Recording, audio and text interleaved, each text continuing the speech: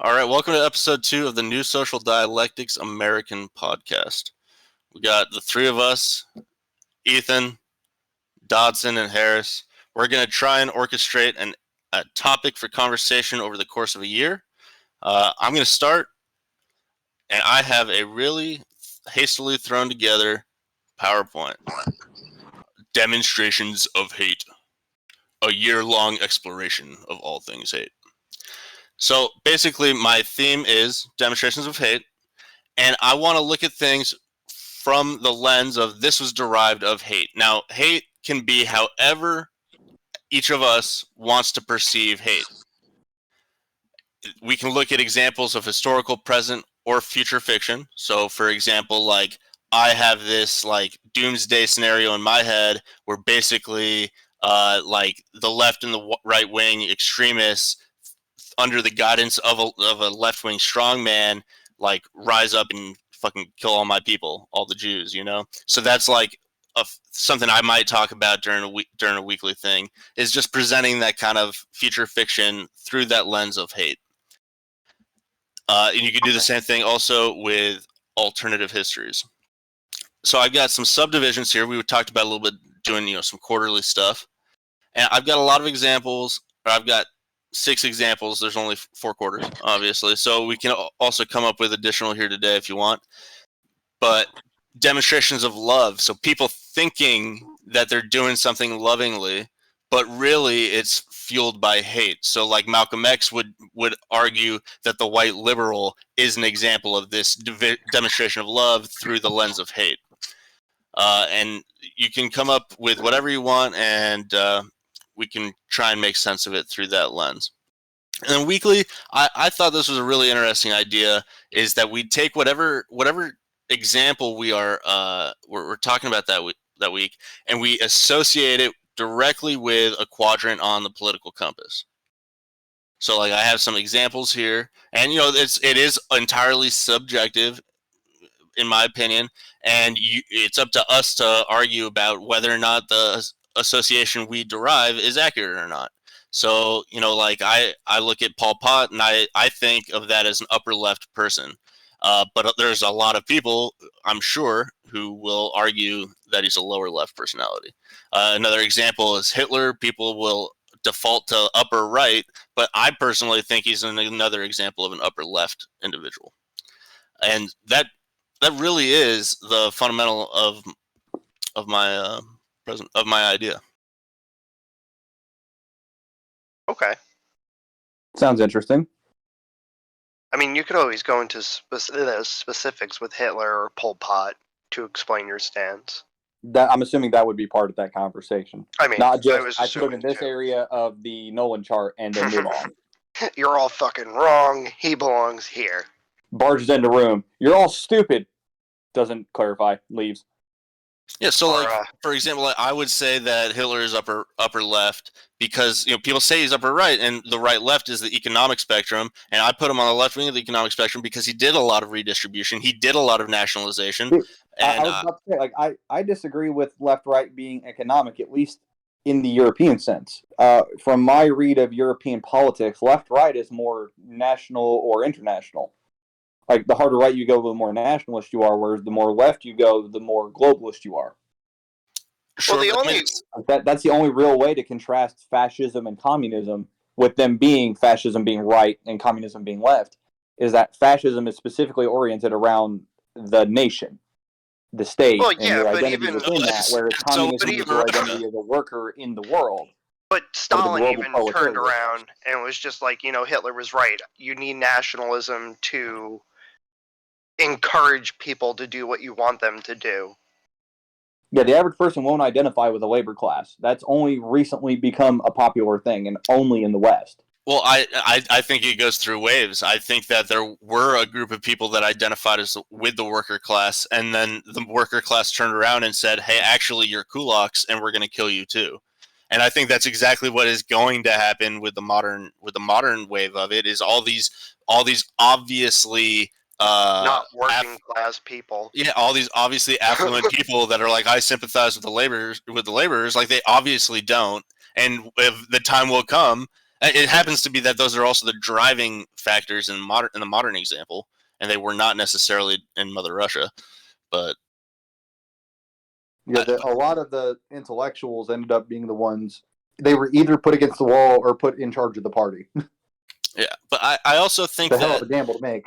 that the argument that it's not left right from a European perspective, I think that kind of misses the point, because that really just becomes a question on what instrument are we going to use to measure the thing. Now, I happen to go with what I think is considered universal, relatively standard, is just the political compass with the 4 quadrants. But I don't necessarily believe that that's the most accurate way to represent politics. I do believe that there is a 3D model that exists that is far better, but I haven't derived it, and I haven't seen anybody else try to derive it. But we could look at it as simple left-right, or we could look at it as a horseshoe, or we could look at it from the compass. But we basically, I think that we should set one in regards to that weekly activity. We should have one standardized lens for the 3 of us to perceive it. That's fair. That makes sense. It is. Or at least attempt to map a second instrument onto that instrument. I don't know if that makes sense. But all right, so Harris, you're coming up second. What's your great idea? All right. So my great idea is just talking about whether or not us as a society can, I know I said backpedal before, but circumvent what could potentially become a civil war. I mean, you were just talking about it with, these upper echelon people trying to associate with the working class, and they haven't worked a day in their life, which is kind of insulting when you are a working class person. So you have that. Actually, you also said it too with what the hell is it?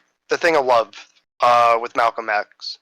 You got BLM and all this other shit going on, and yeah. But yeah. And you realize that, like, one of the chapter heads of the NAACP up in Washington is actually a white lady who gets herself tanned every week. And that's so how does that relate to the question of can we circumvent it? All right. You know how, I know Dodson will agree with this. You know how we all kind of agree that maybe a cultural uprising could potentially shift us off course from that? My question is, could it actually do that? Could a cultural uprising truly shift us away from what I think is ultimately going to be inevitable? So can it happen peacefully? Yes. Or will it resort? Okay. Can you give me an example of like how that might translate from a week to week thing? We just look at like the current events for like that week, or usually that week, to see if maybe we're, one step closer to oblivion, or we're just starving it off. We can call it the countdown. Yeah. I don't want to make it sound like the apocalypse, because the American Doomsday Clock. Yeah. Because like, what would the time be on the American Doomsday Clock? Because the nuclear Doomsday Clock, it was during Cold War anywhere from 1150 to 1158. I think the closest it got to midnight, which was nuclear Armageddon, was the Cuban Missile Crisis. I would say we're probably, maybe 10. Because, all right, look at all the riots that we had over the summer, right, last year. Mm-hmm. We were so close to there being retaliation. Like, we were on the cusp of it just boiling over. So, were we? Well, yeah, because everyone was kind of like, well, look at Portland. You have fucking, what is that, the 3%ers going in there and shit? I mean, they're a bunch of faggots anyway. Patriot if my fellow Boogaloo groups hadn't done such a good job overall of vetting who their members would be, it might have kicked off into civil war. Because every single BLM protest had members of the Boogaloo movement in it. And the vast majority of Yeah. those groups deliberately stated that they were there for outreach and peaceful activity. The arms were there as a deterrent. But then there was that group in Las Vegas that tried to blow up a power station, if I remember right. If Yep. most of the Boogaloo groups had been like that, Oh yeah, it shit might would have have kicked off. easily blown off. But I guess I'm just way less active in real life. well, look at the place with that kid Kyle. What the hell is the name of the city? Rittenhouse in Kenosha. yeah, Kenosha. Yeah. If all right, I know you weren't as involved with that, Ethan, but a lot of the boot groups that were there, they left because it was getting violent. What if they stayed? Well, I mean, like, I personally think it would have probably been a few isolated incidents. I mean, you look at the Portland stuff; that situation still hasn't really changed, and it's just a bunch of fucking. It's all the people that give a fuck have left, and that's the default reaction. But imagine that emboldens the rest of them, and it just progressively starts getting worse. We kind of saw it last summer, but it eventually died down because a lot of states started passing if you're like in the street, if you're blocking the roadway, a driver has a responsibility to hit you. You say that it emboldens them, and I kind of see that argument, but like, what about, for example, like the opposite of emboldening? So you see in America, like the apparent crackdown on right-wing extremism, and militias, and blah blah blah. And for example, in Britain, when they arrested Tommy Robinson and were doing all that nonsense, and then people went out and protested on behalf of Tommy Robinson, and they basically said like, this is the most evil thing ever. Like, does that act as an effective deterrent? Like treating people like shit? Because that's like, and casting dispersions. I mean, it could, but all right, let's look at here, right? They're going after right-wing extremist, which is a very broad term because, I mean, the three of us are basically right-wing extremists by their definition. The people defining right-wing extremists are left. Do you right-wing. Do you really think that's like deterring them from doing their thing? No, it's going to I'm going to shitpost even harder. Yeah, it's going to embolden them to like expose us more, so then they could just be like, "What? There he is! There he is! Go fucking get him!" Right, and then the general public who doesn't pay half a fucking bit of attention, they don't give a shit. So they believe what they believe what they're told. But let me just say this real quick. It's not just the left wing people. Defining what a right wing extremist is. All right.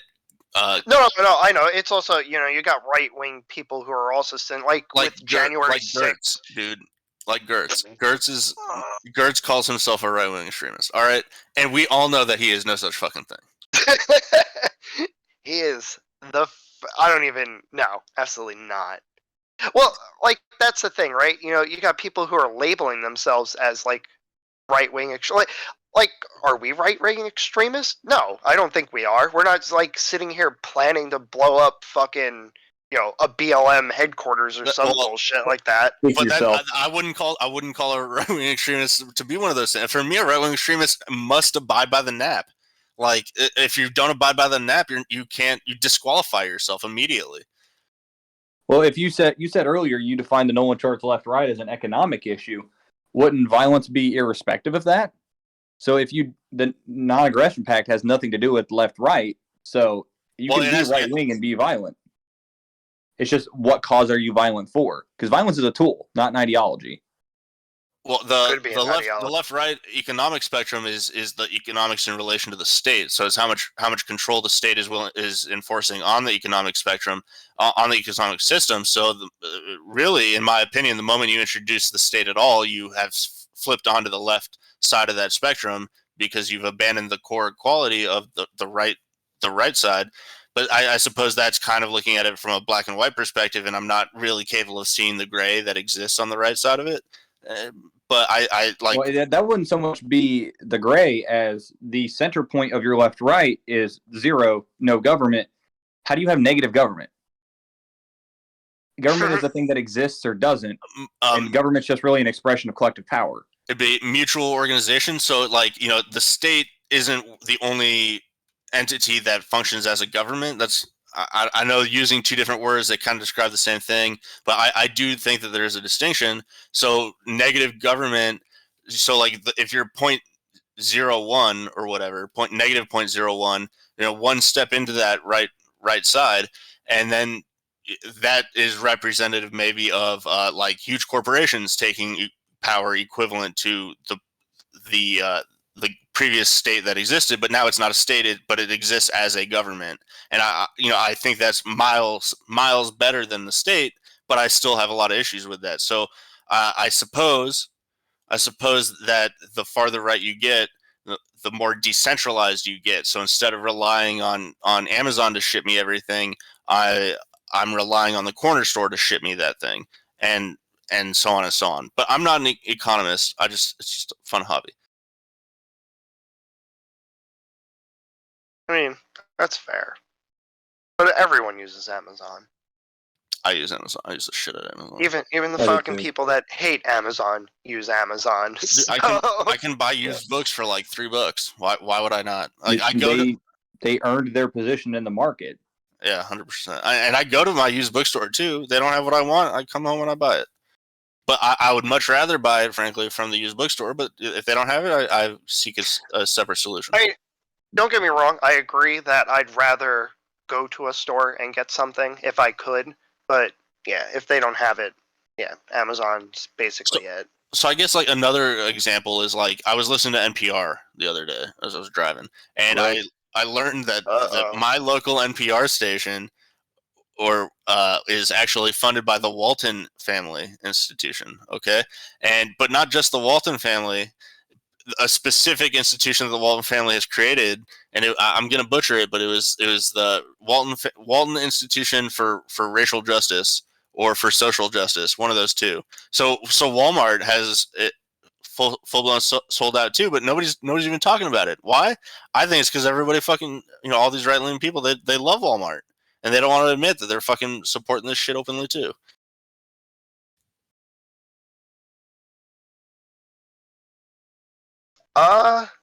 Yeah. So, like, in regards to cultural revolutions or whatever, like you were saying, can we have a peaceful return or a peaceful step walking away from this nonsense? I think it's going to be harder and harder every day because people don't. People aren't. You can finish. I think people aren't even aware just how much of corporate America has sold out to this nonsense. Yeah, I agree. I don't think there is a peaceful resolution. Not anymore, anyway. I don't think it would be so much peaceful as the way I described the way we would turn away from the cliff. It would be rough and even violent, but I don't think it would escalate to the point of total civil war or overthrowing the government. It'd be a lot more local, small-scale overthrowing, like overthrowing the leaders of your local GOP and replacing them with your people kind of thing. Yeah, but I mean, you saw what happened with the LP New Hampshire, or maybe. Yeah, but that's also ultimately overthrowing the government. That's basically what Hitler did in the 30s. 33. Well, he first took over his party, and then. He took over his party and then started beating the shit out of his, opponents, and then getting his own people.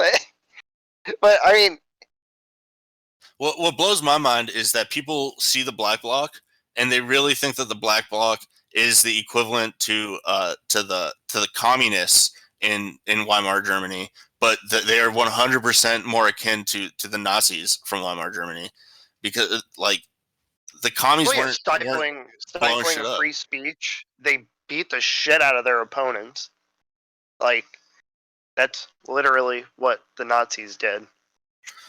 Okay, so we got your idea, looking at it through the lens of, can we come back from it peacefully? We can use that as a reason to be optimistic. So now we both got ours out of the way. Like, I might not be optimistic about it, but I'd much rather be, because even if you got to force yourself, that's a good way to do it. Because I mean, the alternative, it's not going to be fun for everybody. It ain't going to be fun for anybody, to be quite honest.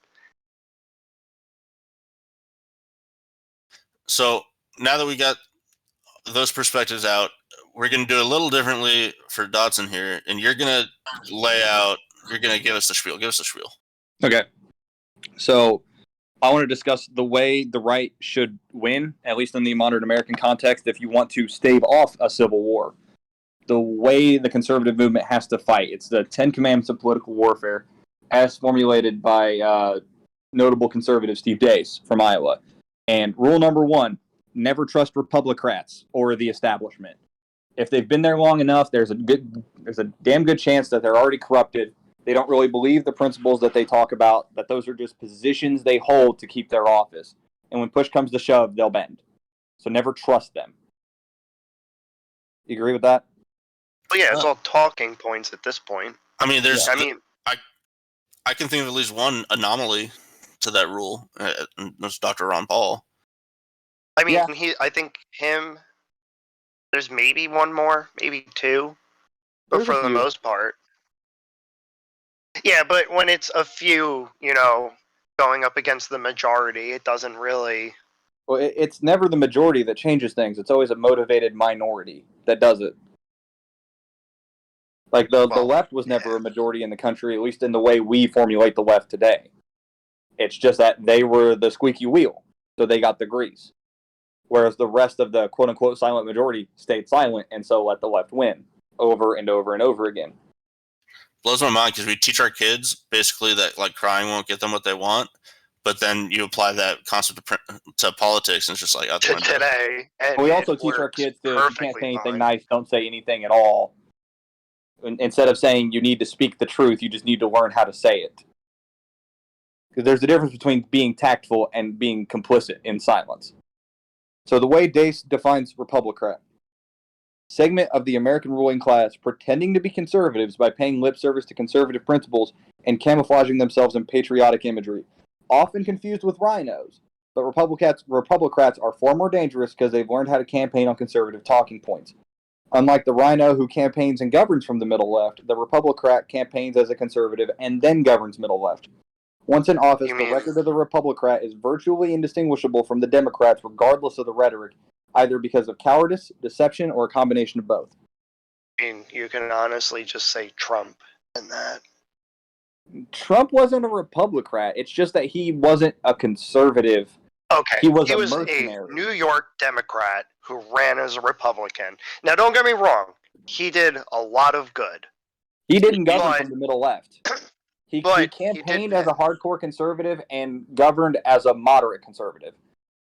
I think so he wasn't really fall under Republicrat. From the people I know who've worked in that industry, in the conservative industry, you could say, that spoke to Trump, they saw him more as a mercenary who outright said, "What do I have to do to earn your support?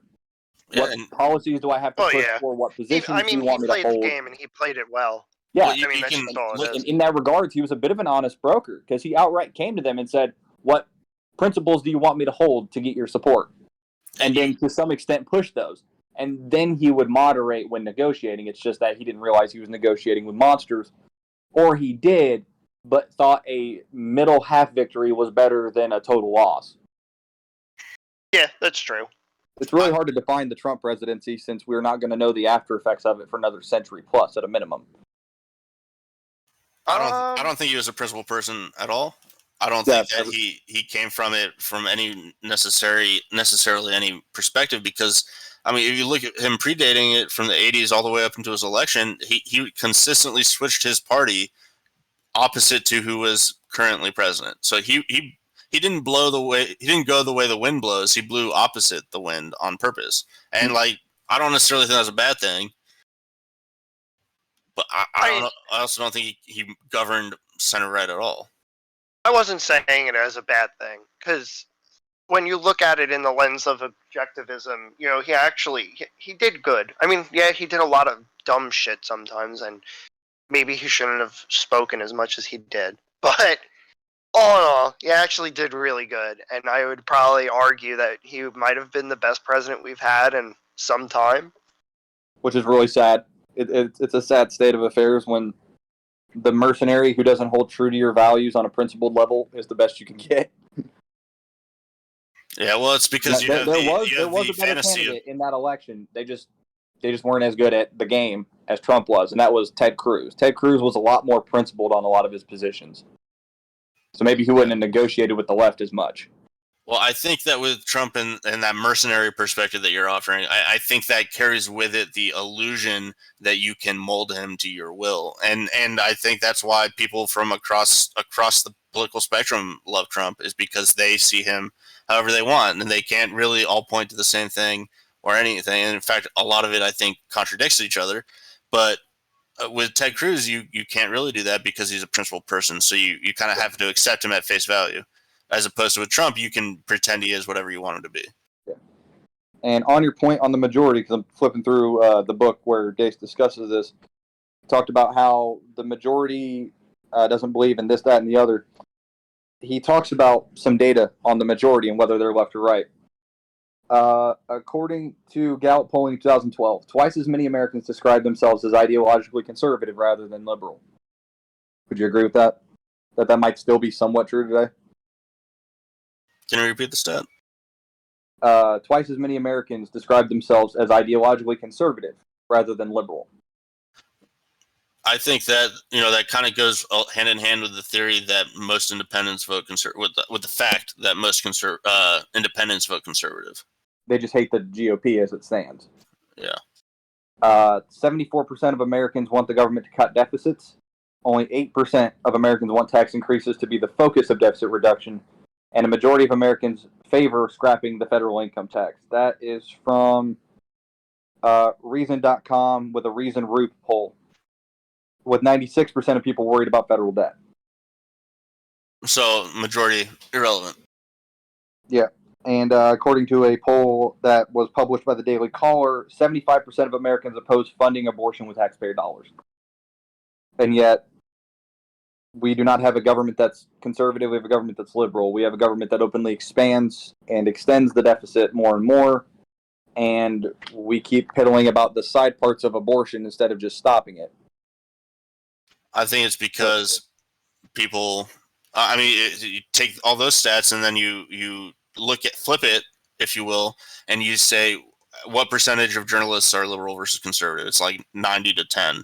What percentage of educators are liberal compared to conservative? And it's like a similar, maybe even worse. Actually, I think with journalism, it's like 95-5. Yeah, so you don't have that it's many overwhelmingly conservative liberal. journalists. So, as a general statement, and then simultaneously, you have compulsory schooling for the first 16 years of your life. 18, and those, however you want to look at it. Those people are largely liberal. So you're being spun this narrative, and that it's ironic in my opinion, because you have this group of people that says everything you believe, you only believe because you've been told to believe it, and then simultaneously they're telling everybody to believe this other bullshit narrative, probably equally as bullshit, if not more, and expecting you to hold on to that as the truth. And it's just like, dude, by your own logic, you're full of shit too. I don't understand how people You're saying that the escape people that who trap. spent a majority of their childhood being brainwashed into one belief system think you're brainwashed for disagreeing with their brainwashing. Yeah, basically. Okay. Commandment number 2: never attack what you're not willing to kill. So if you're going to attack an issue, if you're going to debate somebody, you don't come in with empty platitudes. You don't come in soft. You go for the kill. You go for the throat. I agree with that. Completely dominate them on that topic. I think that manifests itself differently for each debate style. Because I think I do that, but a lot of people just think that I'm trolling them. Well, I mean, it kind of is when you think about it, because you just have to make their argument just look mundane and kind of stupid, and it is basically trolling them. Like you could sit there. Reducto ad absurdum. That's what I like to do.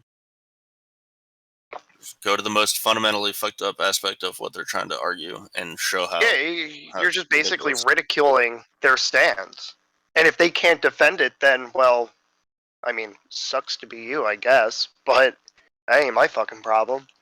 Yeah, I think though that it does come with the second hand, where you need to be capable of defending your own position against similar attacks. And I think a lot of people struggle really, really hard with that. You need to be able to debate. Like, that's just kind of what it is. Like, you need to go in guns a-blazing, but you also need to have, a solid a solid foundation for yourself, just in case the person you're going up against is actually competent enough to defend themselves. Yeah. Well, it's also the idea, if you guys pay attention to what happens in debates and the way the media treats conservatives, it doesn't matter if the conservative fully puts forth his principles and defends them, or just Mitt Romney's it and flip flops every 5 minutes. They're still going to be called Hitler. They're still going to be treated like shit. The equivalent to sports, I don't know how much pay attention y'all, or how much y'all pay attention to football, is a receiver getting alligator arms. But the ball's coming. He could reach for it and catch it, but he anticipates getting hit hard by the defender, so he just kind of barely sticks his hands out there and misses it, and then still gets creamed. Sure, You're but still I going don't to take think the hit. Just catch the ball. I don't think that either one of us is saying that they should be strong in defense of their position outright. It goes hand in hand with the tug of war concept that we were talking about, where you have to pull. You have to pull on them. So that means, in the context of debate, that means going after their core thought, and basically you preempt them calling you Hitler by pointing out that that's going to be their defense, that's going to be their reaction, and then tear the rest of their ideology to shreds. And now when they call you Hitler, who cares? It doesn't mean anything. I already told you. I already told the audience you were going to do that. Nobody cares anymore. Yeah, it's like something you mentioned earlier, that you sometimes encourage them by bending to them. If you're already going to start your position weak because you're scared they're going to call you Hitler, they're going to call you Hitler even harder. And they're going to further marginalize your alleged position, and you're going to marginalize it yourself by not forthrightly putting it forward. Exactly. If you go into it, going in for the kill, while also addressing how they're going to retaliate against you, it deflates their whole argument. Yeah. Because you're just basically shutting them down before they even have the chance to sit there and be like, "Well, you're Hitler." It also demonstrates to everybody that you fundamentally understand their worldview, and they arguably don't understand yours, which should give you the advantage for the audience.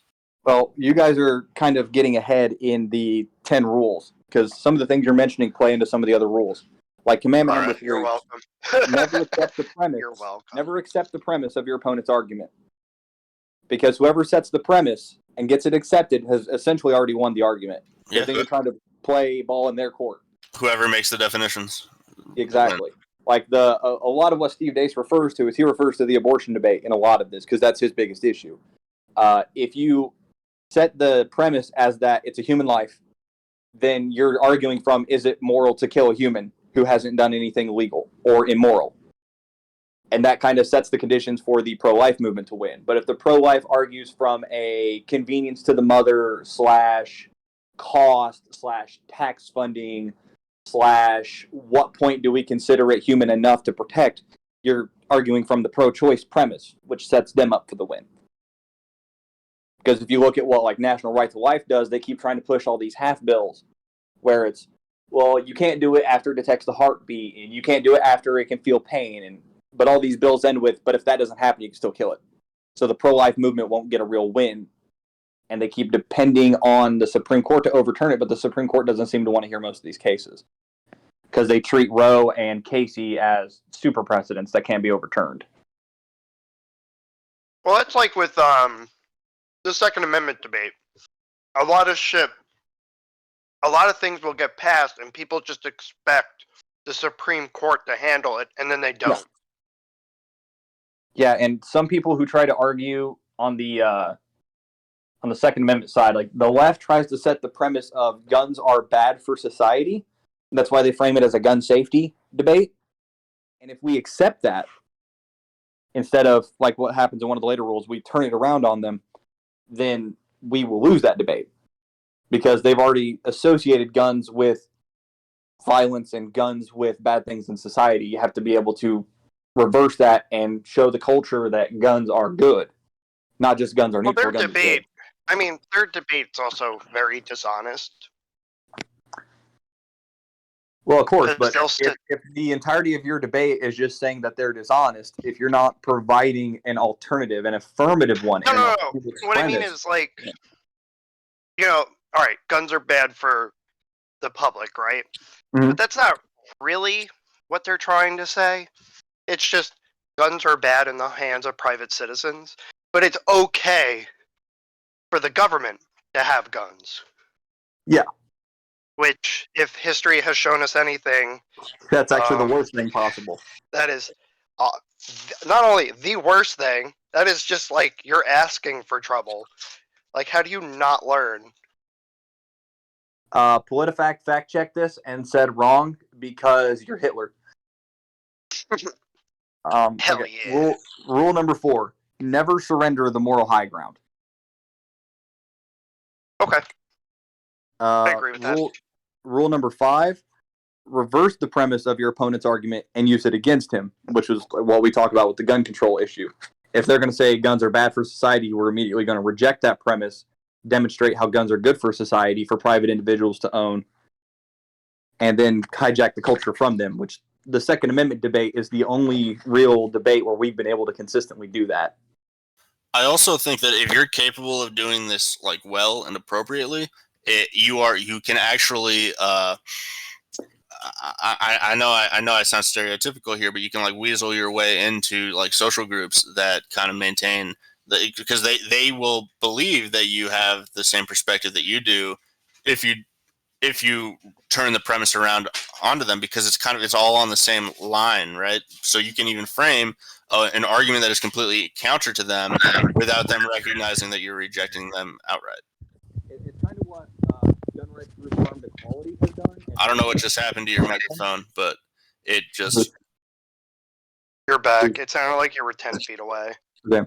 So that's kind of what LGBT gun rights groups like Armed Equality and Pink Pistols have done, because the mass part of the LGBT movement, being left wing, has always gone along with the gun control argument. And Armed Equality has approached it from we want to keep the LGBT community safe as well. We just think your premise on how to do it is wrong. Here's our premise. And they're expanding their reach and their influence in the gay community. I mean, from it's the amendment perspective is awesome, because the Second Amendment should really be a bipartisan issue, but it really isn't, because one side wants government control and the other side politically wants corporate control. Well, it's also because the whole left side of the LGBTQT, whatever the fuck, they're like disillusioned by their own statistics,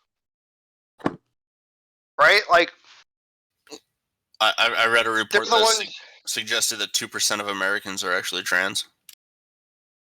I've seen the numbers have been increasing over the years on people identifying as any part of the LGBT movement. And the LGBT movement says, well, that's more acceptance of it. And I would absolutely disagree, because the data shows that, just sexuality as an example, homosexuality isn't genetic. It's anywhere from 70 to 80% cultural and social. And at most, 20, 25% of it can be blamed on genetics. So there's no gay gene. That means it's a social conditioning thing. If society says it's more acceptable, more people will want to try it. Well, yeah. And they may decide it's to their liking, but they also probably would have liked heterosexuality just as much. Maybe they were just rejected one time too many, and they thought homosexuality would be a way to go. I don't know the exact circumstance of every single homosexual. I can't, because I can't know that many people. Dunbar's number makes that impossible. What I mean by disillusioned, right? Like, they have some of the highest domestic abuse cases, what is that? Assault cases, drug abuse, STI. Yeah, from demographics, right? So, like, why wouldn't you be pro-gun? Risk for HIV infection is homosexuals and drug addicts. Like, if you're not a drug addict and you're not a homosexual, you have a near zero risk of getting AIDS. Yeah, but focusing on the assault and, all that stuff. The violent victimization by others. Yeah, why wouldn't you be pro-gun? Exactly. Right? All the Second Amendment is the right to protect yourself, and that's an individual responsibility. Yeah, why would you rely... That's the way I've always framed the argument whenever I'm debating someone online on gun control or gun rights, because someone actually tried to pull the Bible doesn't say you can have guns, so how can you argue the Second Amendment from a Christian perspective? It's not specifically guns. It's the right to defend yourself, and guns are the most effective means of self-defense. Bible also right now. doesn't say you can own a saber, and they owned sabers back in the day. Like, well, they would what? argue the Bible does say, Christ says, "He who is without a sword sell his cloak and buy one." But also, the first time one of the apostles used a sword, Christ tells him to stop because Peter cuts off the ear of a Roman guard. Tread softly, but carry a big stick. You don't want to use it, but you need to have it. Yeah, one of the interpretations of the term meek in regards to the meek shall inherit the earth is those who have swords and know how to use them but keep them sheathed. People who have strength under control. That's meekness, not just pacificity. Because, I mean, Christ was a meek person when he wanted to be. He went quietly with the Romans, but he also flipped all the tables of the money changers in the temple and whipped them out of there. But back to the rules. You mean the Jews? Back to the rule. What was the last one? It said never surrender the moral high ground? Mm-hmm. Yes. Rule number 5. Reverse the premise of your opponent's argument and use it against them. That's the one we just talked about. Okay. Rule number 6. Never abandon your base unless they're morally wrong. That's a lot of what the GOP does. Is the GOP acts like it wants the Democrats' voters, but the Democrats' voters are already voting Democrat. So instead, how about you secure that segment of the population that feels disillusioned with the political process and either left the party or stopped voting? That's one of my theories as to what happened in 2020, why there was such massive turnout. Is one, it was an existential election. Everyone was made to believe that the country will die if their guy loses. So everyone turned out, just about. It was like the highest amount of turnout in any election ever. Second, most states made it really stupid easy with mail-in voting. And 3, both politicians were actually trying, for the most part, to play to their base. Trump was actually trying to expand his base a little bit, and in the process sold out the biggest part of his base. Part of the reason he lost. Besides the... I still think he managed to get a little bit more. Yeah, he set a record for Republicans. Yeah, in the raw numbers, yeah, he got the most votes out of any Republican ever. But I do agree that vote margin with every group except, according to Gallup, white men. He lost over. I do agree that he did lose some people, though. But those people also some did vote for Biden, which I think is kind of fucking ridiculous. See, I'm curious if he sold them out, or if they sold him out, rather, i.e., if they were more affected by the political propaganda of CRT and the arguably the race riots over the summer. It might have been just COVID that did it, also. Or was it white guilt? Theories, and I don't have any data to back it up. But one of my theories is there was a lot of data leading up to the election that said Trump was losing the white suburban women vote. And those women were telling their husbands not to vote for Trump, and a lot of those husbands, being emotionally cuckolded by their wives, didn't vote for Trump when they went into the booth. So when the wife went into the booth, she panicked and voted for Trump. You mean men who aren't men? Men who aren't men. Males. Boys, children. But that's also a theory. I don't have any diehard data to back that up because I'd have to talk to 300 million Americans, and I ain't doing that. Yeah. To be fair, I think that would be even hard. Even if you had the ability to do that, I think it would be hard to actually get the data. Yeah, quantify it. Because it's the same thing with the black vote, right? They had all their prominent black leaders telling them, it's time. It's time for change. We've been voting for Democrats for 30 plus years and just shit's not getting any better, so let's try something different. And it kind of worked. But not enough to get even a plurality. Exactly. It just increased the base a little bit.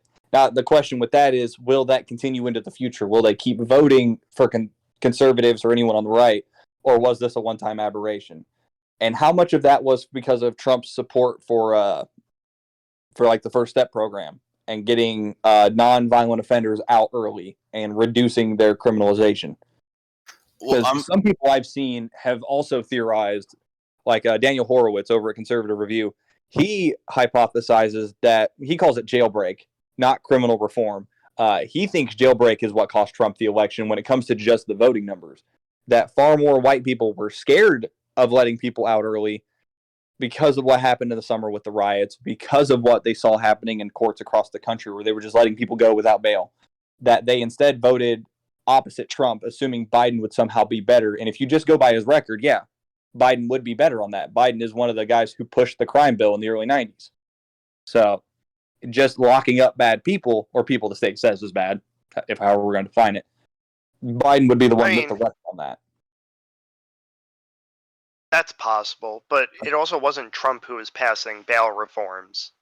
Yeah, but people are going to associate anything political with people at the top. That's just how people voters put too much emphasis on the president and not enough emphasis on their local leaders, who arguably have more control over their day to day than POTUS.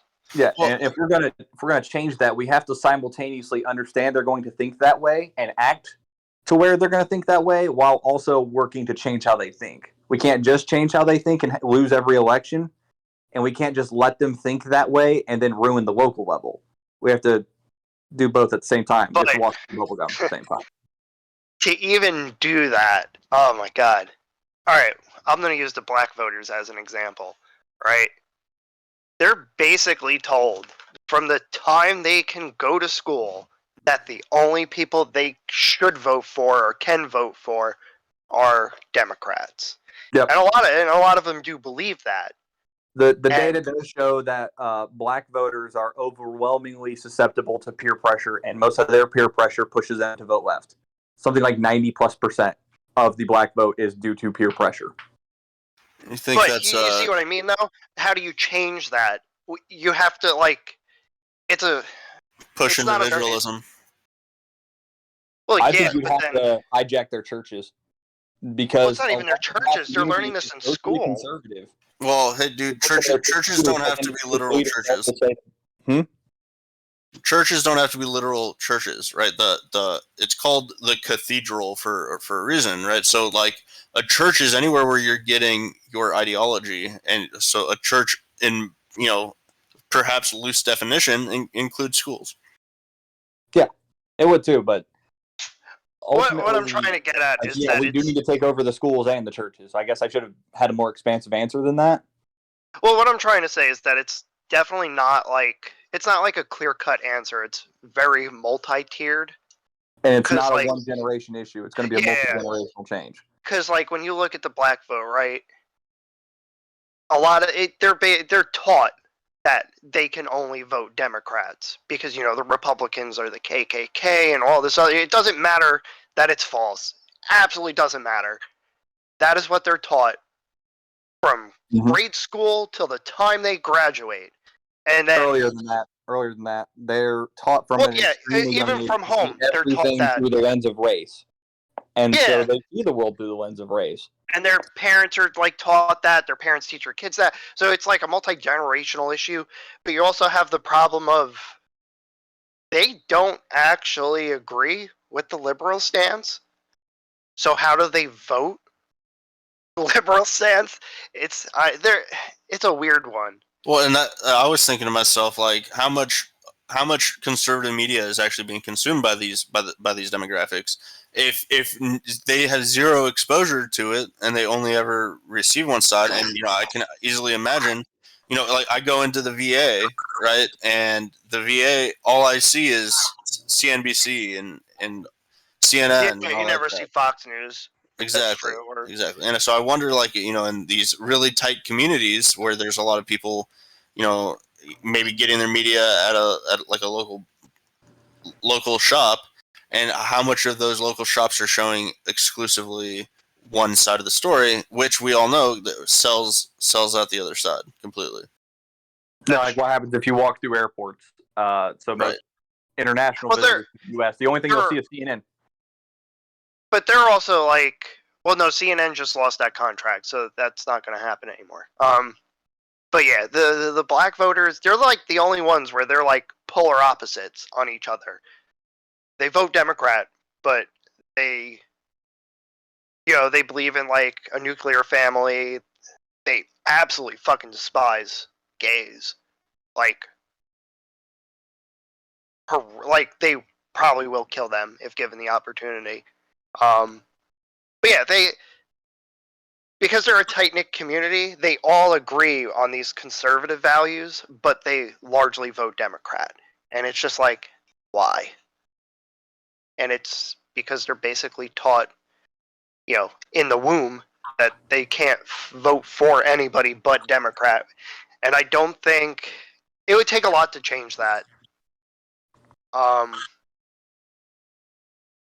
mean, you got like Thomas Sowell. Who else? You got a lot of black conservatives, but I think they need like another Martin Luther. Martin Luther or Martin Luther King? Martin Luther King. I was about to say those are two entirely different people with two entirely different.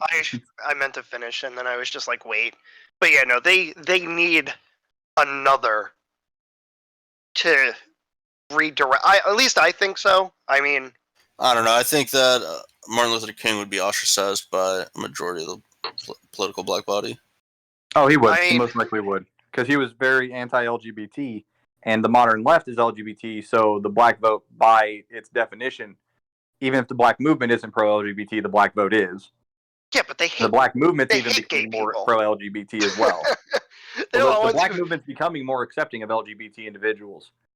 Certain significant members in the black community are not straight, hetero, or even like normal cisgender. Yeah, but look at the crime data. They're the ones who attack gay people more than anybody else. It's still a minority of people doing that, and once you get a common enemy, it doesn't really it might not be a true sentiment, but the concept of the enemy of my enemy is my friend, and then now you get CRT introduced relatively recently in the last 11 years or so. It's become mainstay, and that posits a natural enemy for the LGBT and the black communities. Which is, so you do have a lot of people within the black community. I don't want to say individuals, but it is a lot of individuals who are going against CRT, which I think is excellent. They need more people to do that.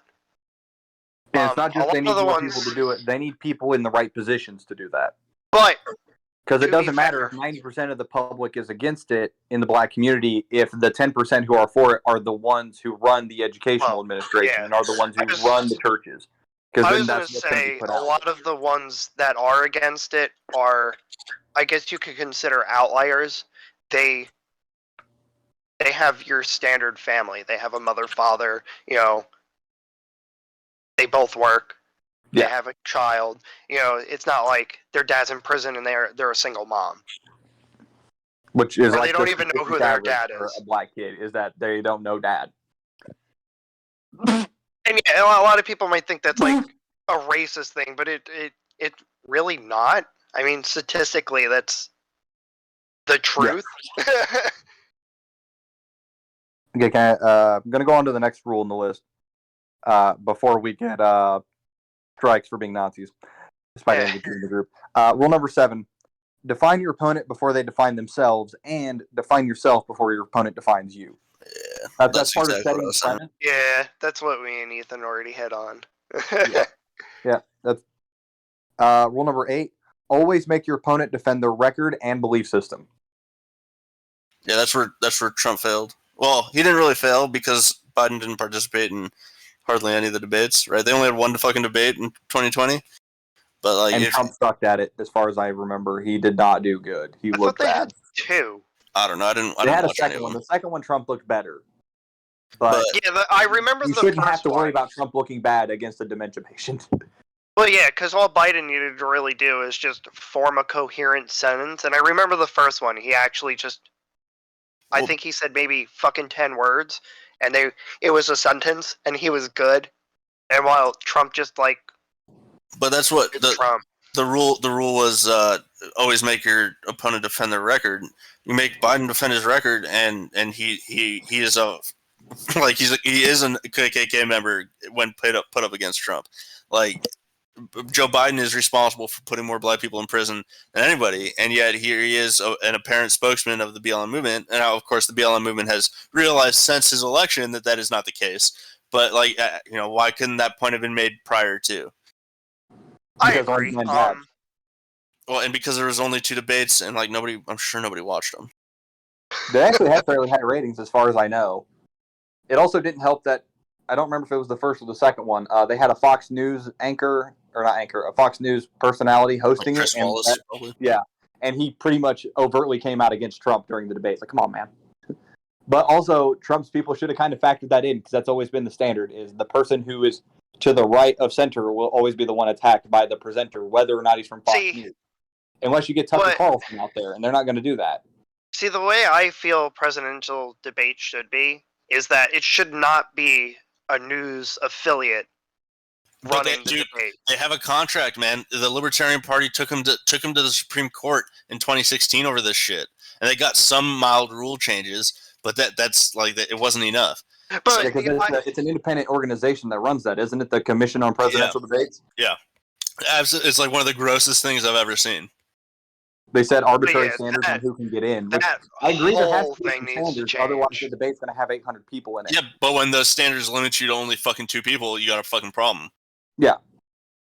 Well, it's not even that. Like, look at the questions that they ask. Like, with Biden and Trump, right?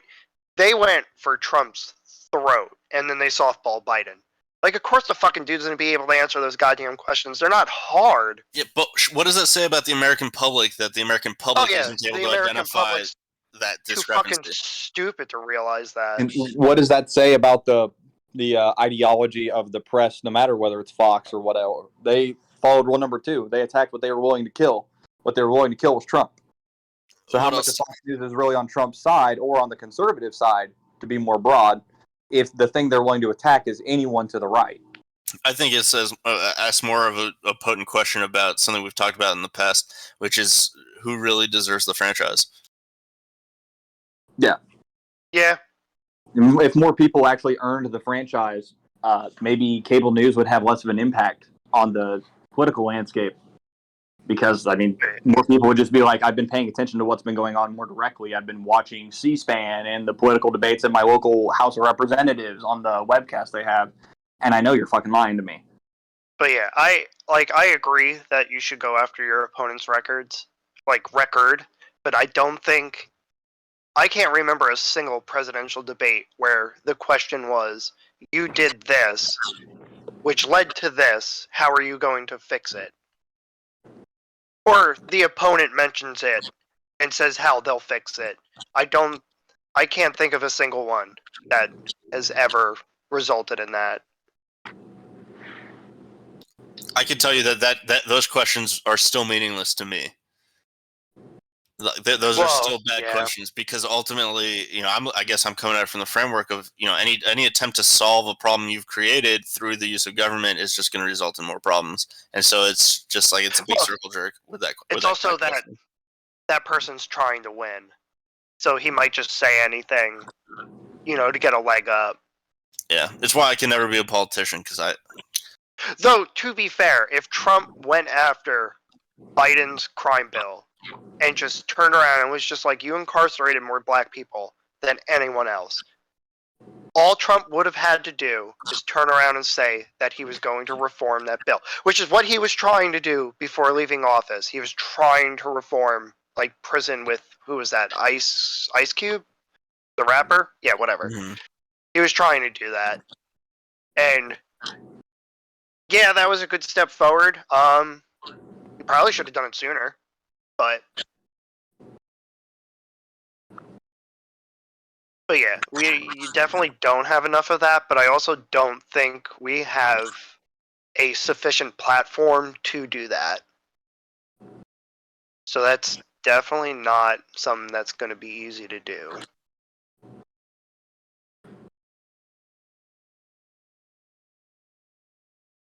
Well, we don't have jack shit of a platform. I don't think anybody watched our first video past 6 minutes. I was about to say, I know it had 13 views. I just don't know how long those 13 views sat for the entirety of the video. No, we had 16 views according to the last time I looked at it. What the fuck? I got my laptop right. How can YouTube be stealing views from us? We got less than 20.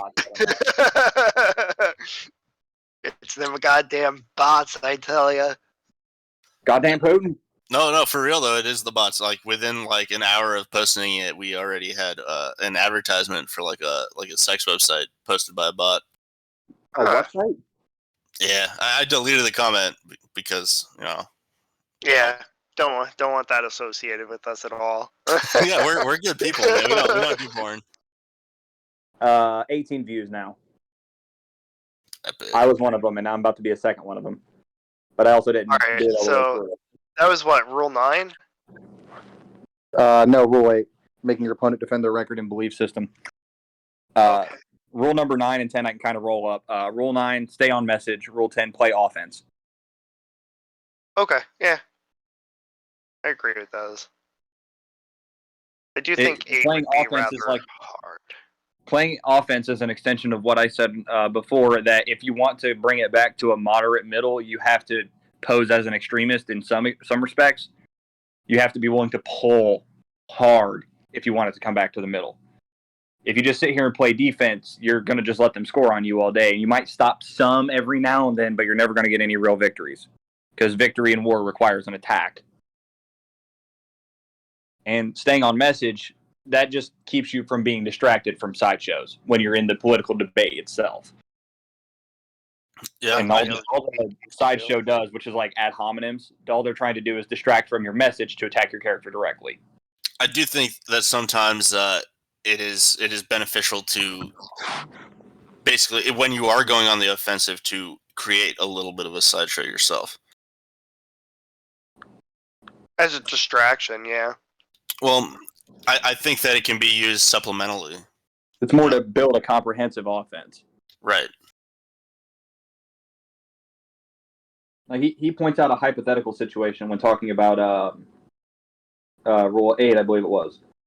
A hypothetical discussion between a leftist talk show host and a Republican media or Republican politician, where the Democrats you've been critical of Democrats calling for more policies to help the poor and downtrodden in our abundantly wealthy society, saying they're too expensive, taxpayers should have to shoulder a burden.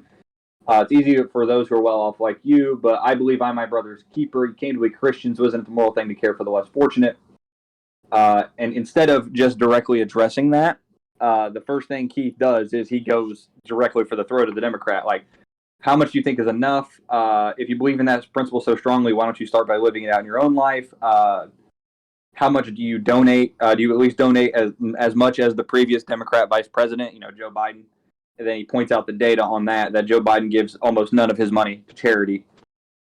And then before the last word comes in, the Republican says, given the fact you're an avowed atheist, the idea of being your brother's keeper comes from a sarcastic statement from Cain after killing his brother, asking if I am my brother's keeper. But then again, I shouldn't be surprised, since liberals such as yourself don't understand true compassion as evidenced by the fact you've supported state-sanctioned child murder for decades now. Cain would be proud of you.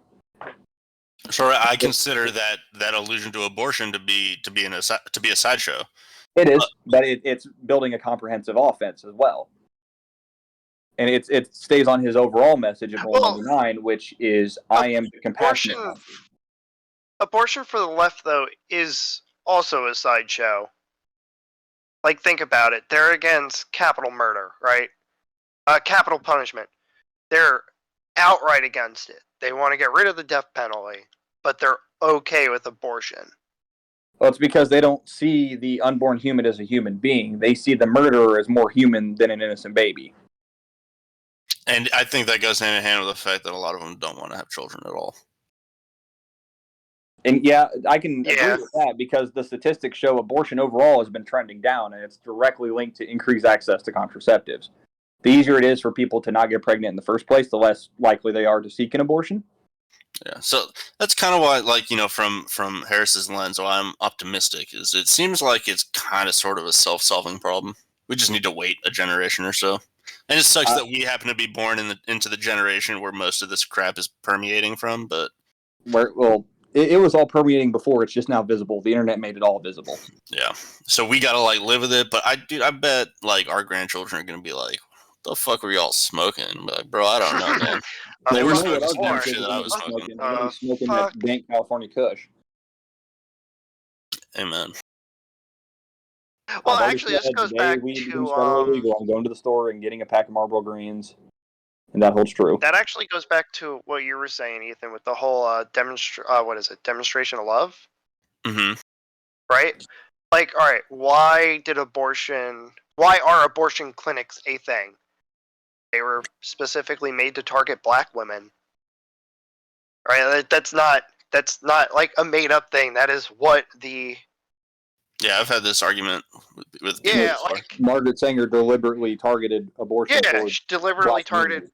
black women because she kind of she took like the Hitler approach and thought Some they were little bit of lessers. eugenics in there.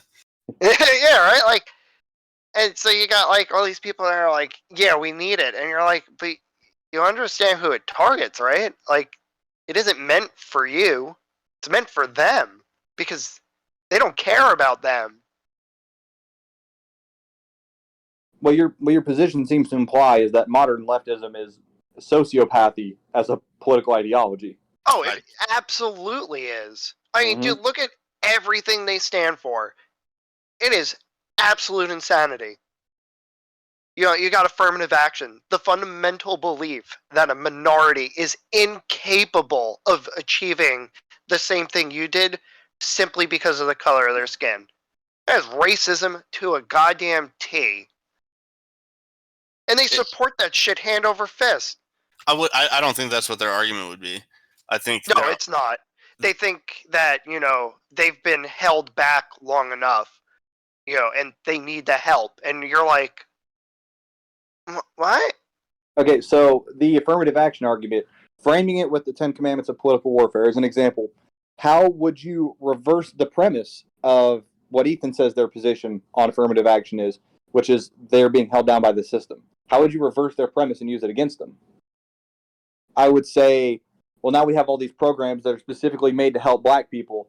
If you have all these specific advantages set up by the government to help you achieve at the same level as a white person, how can you still say you're being held down?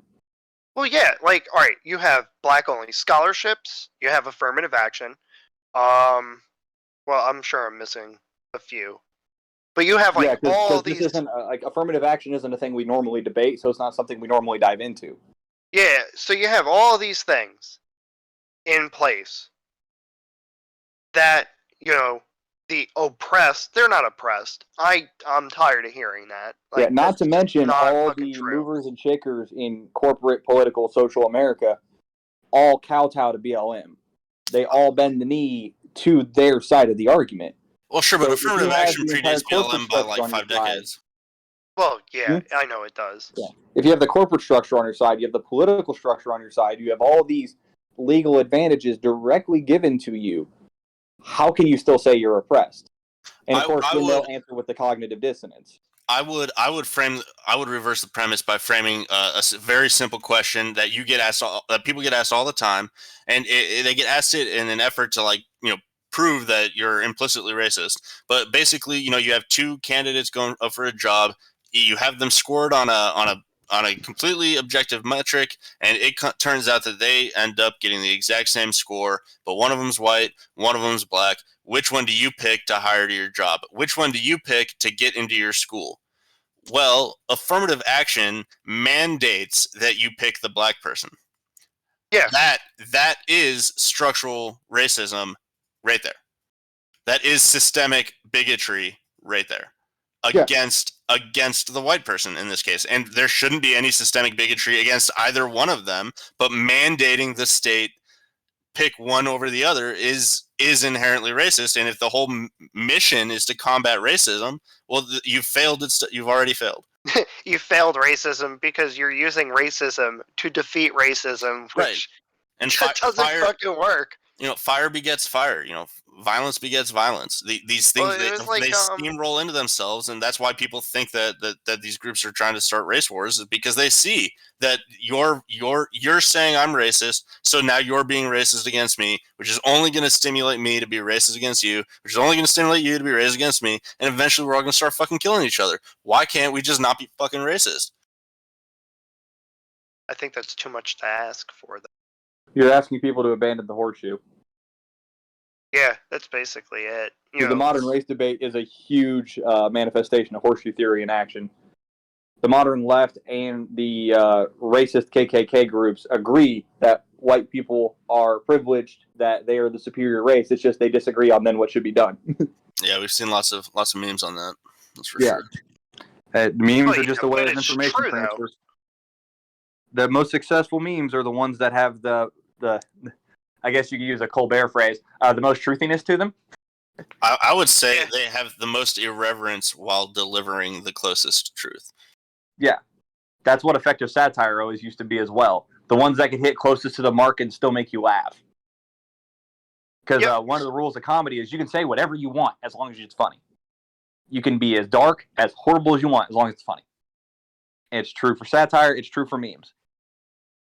Well, not anymore. You can't do that in comedy anymore. You get you canceled can. for that it's shit. just what I mean, you gotta be. You just gotta not management give a shit about it. That's why. Like, what amount of shit are you willing to take for it?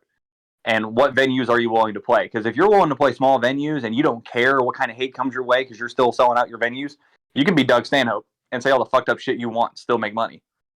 I was gonna say like Bill Murray. The moment you want to do big arena shows, that's when you have to start, because you have to worry about corporate sponsors at that point. Because you're not just worried about a few people on Facebook and Tumblr protesting you. Now you have Coca-Cola pouring out of your show. Like Bill Murray. Coca-Cola would be fine with you if you were left white. Bill Murray's a racist. And then his wife, shut the fuck up. Wait, who what now? He's saying Bill Burr, but he's saying Bill Murray. Yeah, I keep saying Bill Murray. Bill Burr. Everyone kept calling him a racist. Because his wife is Bill black. Burr's not willing to take shit. Or he is willing to take shit. But look what happened to Owen Benjamin. Do his bits. Owen Benjamin, everybody was calling him a racist and a Nazi. He's married to an Asian lady. And like he's openly, he's got lots of Jewish friends openly, but he's driven off. He doesn't even do the small stages anymore because it's just not lucrative at a certain point. And you're not able to support the family. It's definitely easier if you're already a big name in comedy. I mean, Ricky Gervais can say all the fucked up things he wants. He's still going to sell out shows. He can outright call all of Hollywood pedophiles to their face. It's really a double-edged sword. I mean, when you think about it. Yeah, right? Because you could say what you want, but then at the end of the day, you have to look at the risk to saying it. Yeah, but I think the issue that we all have is that part of that risk calculation is something that none of us think should be in there, and that is basically I don't know. Maybe I'm wrong about that, but like social pressure, because a lot of people that won't go to the Bill Burr show because their group of friends will basically disown them just for going. But you know what? Here's the other question: would those people ever actually go to one of his shows, though? Well, I mean, I don't know, man. Most of the people protesting it won't. It was the same thing that happened when Ben Shapiro's his talks got shut down at colleges. Most of the people who were protesting it wouldn't care about what Ben Shapiro has to say anyway. Yeah, but it's not. It's not those people I'm talking about. It's the people that associate with them but aren't at the protest that maybe otherwise would go. And you hear all the time when you watch people like Dave Rubin or something. It's not worth the social cost is the calculation they have to make. They all say they get thousands of emails every week about people saying like, I'm so terrified to do X, Y, or Z because I know that my social group will cast me out and I don't want to deal with that. Who was it you said was getting emails like that? I'm talking about like Dave Rubin. He gets a lot of emails. Dr. Gadsnod gets those same emails too from other academics. They say, I agree with you on everything and it's terrible what's happening, but please keep my name anonymous because I don't want to lose my job. Right. It's not just a social aspect, it's an economic calculus too. For especially those comedians. Do I tone down my show and still feed my family? Going like that, I think is, us being too far over the edge, if that makes sense. Like that shouldn't happen. Well, it's not us that's causing it to happen. It's the crazy people that want to censor everybody that's causing that to happen. Well, it's the chilling effect that they're having on society. That's what I mean. Like, that shouldn't be the case. Like, a comedian shouldn't have to worry about making, like, a gay joke. And, having a bunch of fucking angry... Not even a bunch. Like, a very loud minority. But there's clearly... A disruptive group. There's clearly classes that get away with it. For example, like Tosh.0. That dude makes pedophile jokes in, like, every goddamn episode. He's never been canceled once. It's also because it's pedophiles. Well, that's my point, is that there's a certain class of people that get away with this stuff, I was going to say, a lot of people don't want to defend pedophilia, even though that is becoming more prominent now, which I think is... No. He makes jokes about being a pedophile. He is not making jokes against pedophilia. He is Never mind, making I jokes backtracked about there. being a pedophile. So, but he never gets canceled. Like honestly, you can go on YouTube, you can watch almost any one of his episodes, and you will any one of his like 3 5 minute clips, and you will find a joke in there. But then, all right, here's like a 2 supplementary questions. So Dodson, you're Is muted. I it don't know if you know. I muted on purpose. Or all right, so he makes those jokes, right? So that means his audience is okay with that, which is gross. So there's that. But that also means that the people who would be outraged aren't, or are, and are just not saying anything, which also implies that they're compliant with it, which is also disgusting. I don't think that silence is compliance, but I mean, I agree, but I also think that if you're not going to say anything, you might lose the right to complain, but you can't be expected to go along with it when the time comes. I would also think Daniel Tosh's audience understands it's a form of crossing the line twice. It's overtly being dark and saying the most fucked up things. Sure, now, but I think if Daniel Tosh is later revealed to be a practicing pedophile, that might change the way everyone views his comedy. And I think, you know, the only reason he's able to make those, as you said, crossing the line twice, because he's also attacking Hollywood all the time also, even though he's obviously a member of Hollywood. Yeah, like, do you think Bill Cosby could get away with rape jokes nowadays? Yeah, 100%. Yep. I don't think he would make nearly as much money as he did before all the accusations hit him and before he was sentenced to prison, and he's out now for technical reasons. But he got off on a technicality. How many people know that he's out on a technicality versus how many people just know that he's out? How many people care whether or not why he's out and just think he's guilty? I mean, how many people didn't care that OJ was technically found innocent of murder, but still thinks of OJ as a murderer? Yeah, but then now you apply that same concept onto somebody like Justice Kavanaugh, and now you've completely undermined, you know, one of the core tenets of our entire governing system. Is that the judiciary is supposed to be independent and impartial? No, it's that Kavanaugh raped a girl when he was 16. That's one of the core tenets of our justice system. Is our justices right people? No. You said how many people believe Bill Cosby's guilty, regardless of whether he's out or not. Well, how many people believe that Justice Kavanaugh raped somebody when he was 16, regardless of whether it was true or not? Just simply by casting that accusation, now a group of people who knows how large, probably like 10 million people in America, believe that. So now, ideally, the effect on Kavanaugh and the effect on Cosby would be different in scope itself, because how much is popular pressure affect on Bill Cosby's career versus Kavanaugh's career? Ideally, no amount of pressure is supposed to change Kavanaugh because he's supposed to go by the Constitution. When he's actually been more liberal than Roberts has been on his decisions. We're not referring to how it will impact his decisions. We're referring to how his decisions will be interpolated by the general public. So people don't go to see Bill Cosby, by your argument, people don't go to see Bill Cosby make rape jokes because of these accusations. So therefore, it is not in his currency is how much money he can make, whereas Kavanaugh's currency is the decisions that he's making. And so if people aren't respecting the currency of Bill Cosby, i.e. they're not giving him money, people may not respect the currency of Justice Kavanaugh, which is the decisions that he's participating in. Well, part of the original statement was being a comedian, it's more difficult to make a living because you're more restricted in the jokes you can say, because more people get offended and at least disrupt your shows, even if they were never going to attend.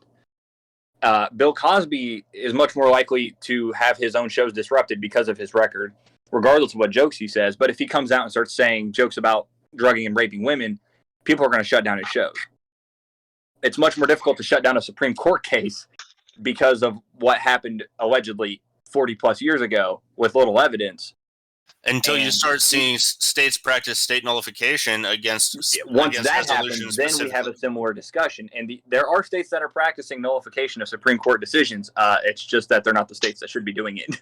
Right. Well, it's a lot of right-wing states that are doing it right now. No, the right-wing states are the ones that should be doing it. They're not. It's the left-wing states. Well, so, I mean, like California is all their sanctuary cities is a massive, massive slap in the face to federal immigration law. Yeah, I guess I'm thinking of like Kentucky doing their, or excuse me, Missouri doing their 2A stuff.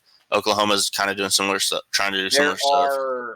I want to say there's something like 7 states that have a version of the Montana Firearms Freedom Act on their book, which is a law that says any firearm made in that state and sold to a resident of that state and kept in that state is immune to federal regulation. Yeah, but every time one of those laws pass the book, they then get a notification from the ATF that, oh, by the way, that law isn't legal. So nice sentiment, but we're still going to come in and do what we want. And those states don't enforce their own laws on that. Like Montana passed it, and then they got a new governor, and the new governor outright said, we're not going to enforce the Montana Firearms Freedom Act. That's interesting because that, like, from my understanding, the only reason that government, like the ATF, can exist is because of the Interstate Commerce Clause, and so you void the interstate aspect. That it shouldn't work. Yeah, the Supreme Court has ruled as broadly as possible in regards to the Interstate Commerce Clause. You'll see it in Supreme Court decisions where they say the government has a, quote, compelling interest in this, that, and the other. And I'm like, I don't remember the phrase compelling interest appearing anywhere in the Constitution. So why is that appearing as a phrase in your decision on the constitutionality of a law? Control. People just want control. Because the people who educate the justices in the first place are leftists. Like, ask a Supreme Court justice if they were, or anyone that's been to law school, as a matter of fact, recently, ask them what they know about William Blackstone, and they'll look at you funny. Right. Unless they're already a conservative. This is why I think it's just going to happen. Like, that's it. I think the only way that's going to prevent the Civil War level of violence we're all worried about is a mass reawakening, a mass religious revival. It's going to have to be enough people that are just tired of the endless consumerism, the endless hedonism, the endless paganism, that just stand up and they start taking over their school boards. They start taking over their county and city political parties, and then use that pressure to take over their state parties. I think that that's a great idea, and I think that the left wing has already co-opted that idea, and I think that is the becoming more religious is the vehicle that the left has chosen to advance their philosophy, and that is why I genuinely believe that the concept of wokeism as a religion is an accurate concept, and that is that's where people are finding their resolution and all this stuff that you're talking about, and that's why you see these crazy people going to the thing. It's not because they're atheists; it's because they are expressly religious. It's just that their God is the state. Yeah. Well, it's also with Steve Deace, his 10 rules. He talks about the modern left. They aren't, as you said, atheists. It's the new paganism. It's also because of, like, people rejecting, a spiritual God. Human beings need something to believe in. Whether you want to believe that or not, that's entirely up to you. But that's the truth. It's been like that since, like, the fucking forever. So when they reject, like a religious God, they had to replace it with something, and they replaced it with government, which... If I could sneak in here, James Lindsay has a very interesting, lots of very interesting conversations, and one of them, he basically postulated that the religion of wokeism doesn't have a god yet, but it does have a devil, and so yeah, I that devil is the West, isn't it? Yeah.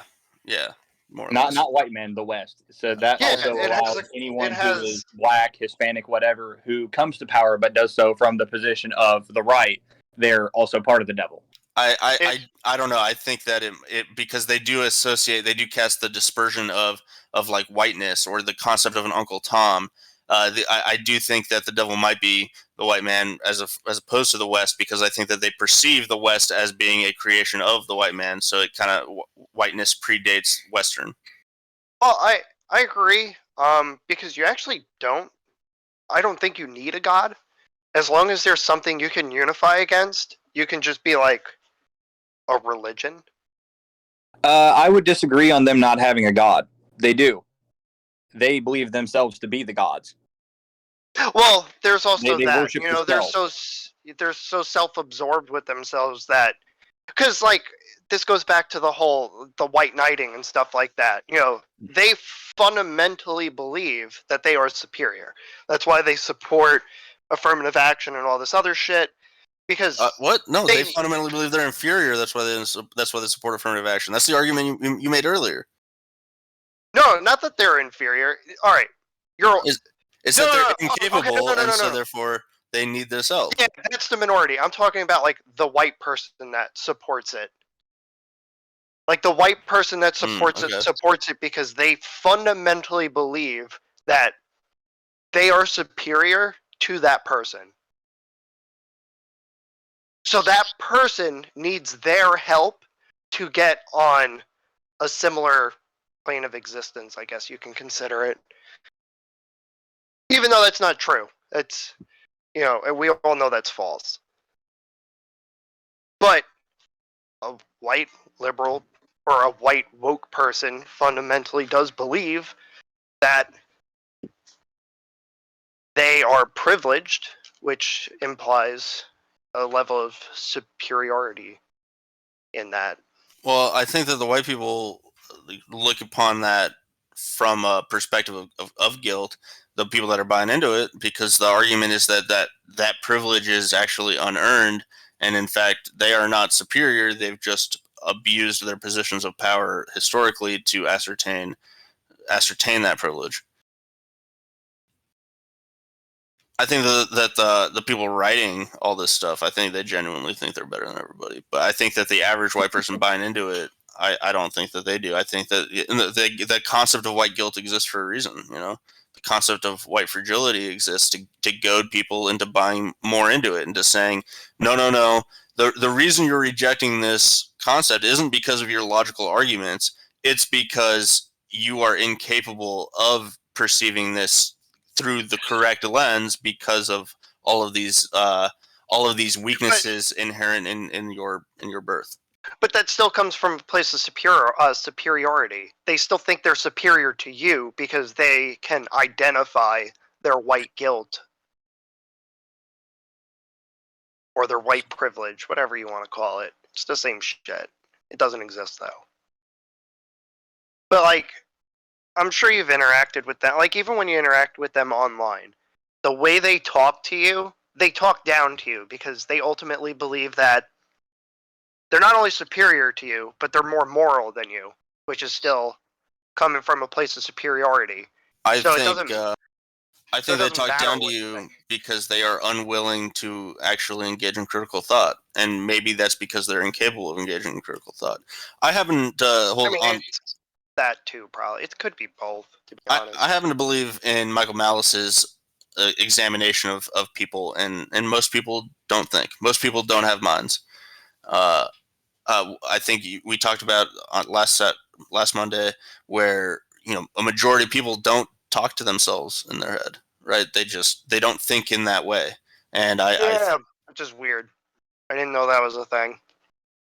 I think it goes hand in hand with them just talking down because they aren't willing, and whether or not that's because they're not capable or not, it's a different story probably, but they're not willing to engage with your argument, and so they have no choice but to talk down to you, because how else are they going to win unless they're attacking mindlessly?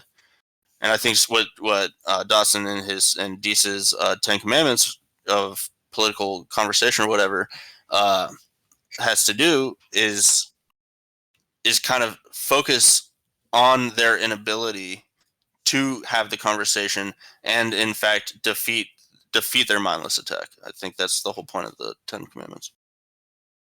I mean, yeah, I agree. It could also just be like they think that their position on the argument is the superior one. Not so much in the sense that it is superior, but that it's like the more moral choice. Because people look at morality in some weird way. I think it's far simpler. I think that they perceive their choice as the moral choice because they perceive their choice as the only choice. And that's also says why they aren't willing to engage is because they don't even know. They don't comprehend that there is an alternative to what they believe because they just choose not to. Well, alternatively, the way the alternative has been presented to them has been as a straw man of that alternative. And so they're only willing to address that straw man. Yeah. Like, they like the LGBT issue, they only ever address a straw man of it. They never actually deeply engage with the Christian argument against it. All they hear is the straw man of, I'm going to hell and that's mean. Yeah, but who really cares about that? Well, I think that James Lindsay does a fantastic job of steelmanning every argument before dismantling it. Now, that's very difficult to do in a debate, like back and forth format. But I really like this. You're trying to define their position in a way that they agree with before you then dismantle it, right? Yeah. And it's difficult to do because, like, the Soho conversations, you get like a 15-minute, 15-minute, 10-minute, 10-minute, and then it opens up to back and forth. And like, but I don't know. I feel like on the internet, it just evolves immediately into bullshit. Well, that's also ultimately the problem with the internet. Like, we can sit there because we have like the capacity to do it. We can sit there and debate with somebody because we like doing it, which is fine, whatever. But they just, that goes back to what you said, where it's their only argument, but it's not even that. It's just they can't defend that argument. Well, why do you need to defend it if it's the only one? Well, yeah, there's that, and then you have like the echo chamber. You go against one person, and then that one person turns into fucking 6, and next thing you know, you got like another 6 people, and then by the end of the night, you have 20 plus people yelling at you. And they're the ones crying about being brigaded. It's wild. Oh yeah, I've personally experienced that, getting into a debate on one of their pages, and then they start tagging their friends, and then suddenly I have 50 people screaming down my throat about how I'm evil. It's like I was just debating and you sit there and you're just like keeping it calm until they're like, I'm losing, I'm calling reinforcements. But you see, I take that as a win, because then you just sit there and call them out for it, and you're like, you don't hold this stance. Okay, but at the same time, we used to all tag each other all the time, like 5 years ago. I know. Yeah, to be fair, that was to show you the ridiculousness of the argument I'm missing, and I know one of you or whoever I'm tagging has a better argument for. Yeah, it's calling in reinforcements, but I also call in someone I know is going to have a better argument. The times I've had people tagged against me, it's more people with the same argument. Like one of my soldiers that I trained when I was in Germany the last time, he would occasionally tag me in political debates because he knows political debates are my thing, and he would tag out. I would tag in and jump in on my position. But I also wouldn't shit on people unnecessarily for it. Like, there was an article that was shared by Quartz saying that, like, 2/3 of all terrorist attacks are by right-wing white and he tagged me into that, and I'm like, okay, well, let's see what the data says. And I looked at the original data set that these databases had compiled, and I'm like, no, like 90% of them are Islamic extremists. Like, you had to overtly narrow and intentionally redefine part of that to get right-wing extremist. Like, they defined all anti-government extremists as right-wing extremists when most of them were. To be fair, though, on the geopolitical spectrum, Islamic extremists are as far right as you can possibly go. Oh yeah, but this was an American analysis of worldwide terrorism. So I know the article you were talking about, though. That shit was funny as fuck. It was the dumbest argument I'd ever had. That was the easiest. Like, it required so much work to get to the point where I went, okay, I knew this was dumb at the start, but now I can explain why through data. It wasn't even dumb. All you had to do is just sit there reading and be like, you just redefined Islamic extremist, and that's it. That's all you did. It's not redefined. It's group theory, right? It's just thrown all into one group, and you can easily within that context, you could also frame it in a certain set of definitions, throw a certain different group of sets together, and come up with a 90% with a completely different narrative. Yeah, that's how the women make 77 cents for every dollar a man makes argument comes from. It's a very broad. Meanwhile, the college campuses are predominantly women, and nobody gives a fuck. Predominantly women.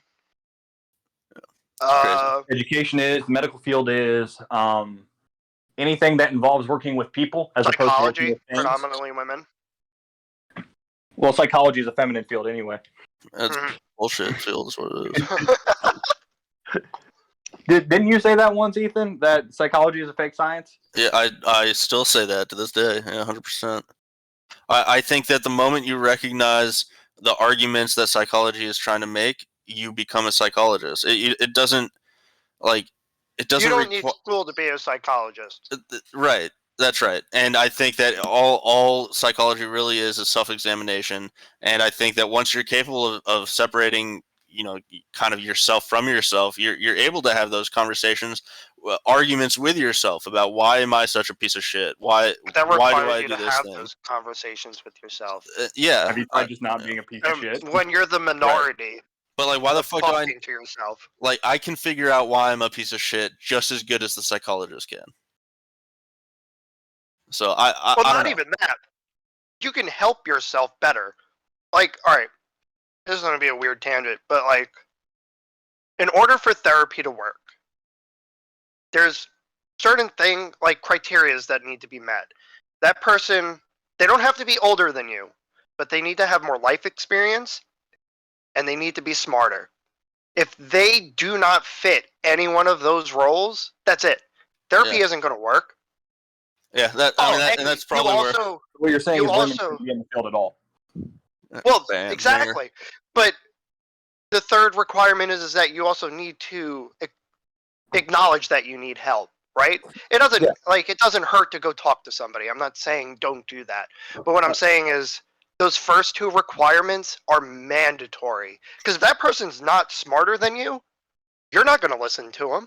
I And don't if they really don't have need to necessarily be smarter than them. Dr. Jordan Peterson's talked about this before. Is he spends a lot more time listening as a therapist than he does talking, because he's not trying to solve these people's problems. He's acting as a reflection of their own thoughts, because they, like we said earlier, most people don't hear an internal monologue as they think. They just have abstract thoughts, maybe sentence fragments, but they don't ever work through an internal monologue.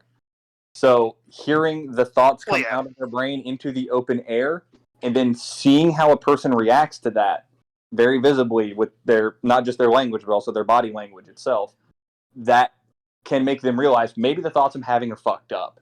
Maybe the thoughts I'm having are directly leading to my own problems, because the thoughts are translating into action. That's also the signs of a good therapist, but they're very few and far between. The sad thing is the vast majority of therapists are not successful, but that's just a Pareto distribution. Well, I also think that the vast majority of psychologists, their inherent goal is not to help you solve your problems, but it's to train you how to think. And then you go back into all that other stats we've talked about in regards to education and political leanings within certain fields. And then now you're left with a clear these people are mobile re-education camps. I don't know if that illusion makes sense to you, but to me, that's exactly what they are. It makes sense. It's not so much they want to retrain you how to think as they want you to think like them. Right. Yeah. And psychology is the science of developing the tools in an effort to convince you into thinking in a certain way. Which it's not necessarily like an evil thing. Like, right, I subscribe to a lot of Randian ideology, which is a certain way of thinking. But like the difference is that like I voluntarily chose to get into that, knowing full well, kind of like what the end goal is supposed to be. When you go into a psychologist's office, you're expecting to get help with your problems, but then you come out with this whole different worldview 3 years later, and like your friends don't fucking recognize you anymore. Well, it's also not that. They also, they give you drugs. Well, that's psychiatry, which is a different field that I have significantly more respect for than psychology. I mean, fair enough. Because psychiatry goes hand in hand with neuroscience, but psychology does not. That's fair. Psychology is a lot softer than psychiatry as a science. Well, psychology is like the non-medical side of it, I guess you could say. But it still doesn't change the fact that it is still that helps people through their problems with thought. It's just that they weren't considered scientists; they were considered priests. Well, it also doesn't help that it's still largely a because it's something I've experienced. I've talked about before with other people that we wouldn't have such a demand for therapists if more people went to good churches, and if pastors across the country weren't so weak on actually helping people with issues. I was actually just going to say I have a spicy comment, and that is that, in my opinion, psychologists are the equivalent of of pastors, of rabbis, of imams. It's just the difference is that one of them you're volunteering for, and ideally, and the other one you're being like it's snuck into you. Yeah, the therapist in that regard is the priest of the Church of Self. Yeah, it's Because basic. It goes back to I can be as powerful as the Almighty. I can be like the Most High. It goes back to like wokeism being a religion. You know, they're not going to go talk to a priest, you know, because religion's bad. To them. But they'll go talk to a therapist who's just a person who probably has the exact same problems, who also never resolved them. So I don't think that person's really going to be able to, you know, help you. But that goes back to, you know, them having more life experience than you. Like, I don't know. Let's say I want to go fucking talk to somebody about like our deployment, right? The last thing I want to hear from somebody is, "Oh, that must have been scary." Like, no, bitch, that was like the best time of my fucking life. Like, what? I remember being scared precisely twice on deployment, and once was when I was getting out of my vehicle while we were getting shot at, and my camelback snagged because I had no control over that situation. And the other one was when I almost ramped my vehicle off the top of a mountain in the dark because I had no control over that situation. Every other time I was in danger, I had some level of control. As long as I maintained a modicum of even the illusion of control over my situation, there was no fear to be had. I was too busy. Yeah, like that first experience. You weren't scared because you were getting shot at. You were scared that something happened outside of your control that you just were like, "Oh shit," and you weren't prepared to react to it, right? I was about to say, I didn't get scared the first time I got shot at. That first day, there was no fear. It was the second day when I tried to dismount my vehicle to engage, and my camelback snagged on the seat because I couldn't move. And my first thought was, if we were leaving the valley, I would be dead. Because as I turned around to unsnag my camelback, I looked at the TC's window, and it was just peppered with bullet impacts. And that immediately translated to those on my body. But I'm like, thank God we're still entering the valley and not leaving. And that was the extent of the fear. I was never scared while getting shot at because I had some control over that. I tried therapy once with that, and that was their first comment. And I was just like, nope. Bye. Yeah, maybe I would have been more scared if I hadn't just spent the last 2 years pretending to get shot at. Yeah, right? Like, I trained for that. Like, that is what I wanted to happen. So, no, it wasn't scary. Yeah, sure, I almost fucking died. But, whatever. Everyone dies every day. It's not fucking different. Well, that is not a true statement, what you just said. People die every day? Not everybody dies every day. That would be some kind of hell of a world, bro, if everybody's dying every day. That would be a weird one. But, you know what I mean? Like, squad right there. But that goes back to, like, life experience, right? Like that girl I work with who killed her boyfriend. You really think a therapist is going to be able to help her get over that? Bro, how is she still fucking working, dude? Don't ask me. I can't figure that out. New York, that's how. Don't ask me. More rights than victims. But, you know, the prison would make her feel bad, so we can't have her in there. She might go to prison. Anyway, she does, like, she sees a therapist for that, but, like, can that person really help them? Right? Like, if that person's never actually killed another person, whether on purpose or by accident, doesn't matter. They wouldn't even have to kill somebody. They would just have to understand the urges. What it means to take another life. The urge to kill. Right? Like, they have to understand, and if they don't, can they really help? Like, if they've never been in a position where they wanted to kill somebody, can they really walk somebody off that edge? So, like, you know, like us, like, we can understand that. Like, we get it. Hey, man, I didn't shoot my rifle once, bro. Alright, okay, we about ready to wrap this up. I'm looking out my back window, and one of the tires on my van is flat, and I gotta go fix that. Did we do the 10th rule? Huh? I did say the 10th rule. I said the 9th. We rolled it in with 9. Alright, my bad. 9 was stay on message, and 10 was play offense. Bro, we suck at staying on message, because we were supposed to deliver a cogent summary of what we're gonna do weekly with the theme. But I suppose we could just take modern events and try and analyze it, or maybe bring our own thing. Maybe we each bring an event every week and we discuss it through the lenses that we just talked about today. Sounds like a plan. That's fine. We could do that. And to be fair, it's the staying on message is more if you're debating or you're selling an idea to the public at large. But when it's a discussion among friends, you can follow tangents naturally where they go. Because if those friends are like-minded enough, they'll lead back to other points. Yeah, we should make a cogent effort to try and loop it back to what we were talking about, or what we are talking about week over week. I mean, we did circle back a Yes, little we bit. did. We did well. Coherency is cringe. So I do have this notification here, encoding overloaded. So I'm going to have to figure stuff out, but I think that the recording's just fine. Okay. I'm about to disconnect. I got to go see what hell my kids are raising upstairs and then go figure out what's wrong with my van. Because flat tire means we don't go places. All right, Hell so yeah. we'll get together again next week and we'll shoot some shit. Yep. All right. Well, Yeah, Looking forward to it.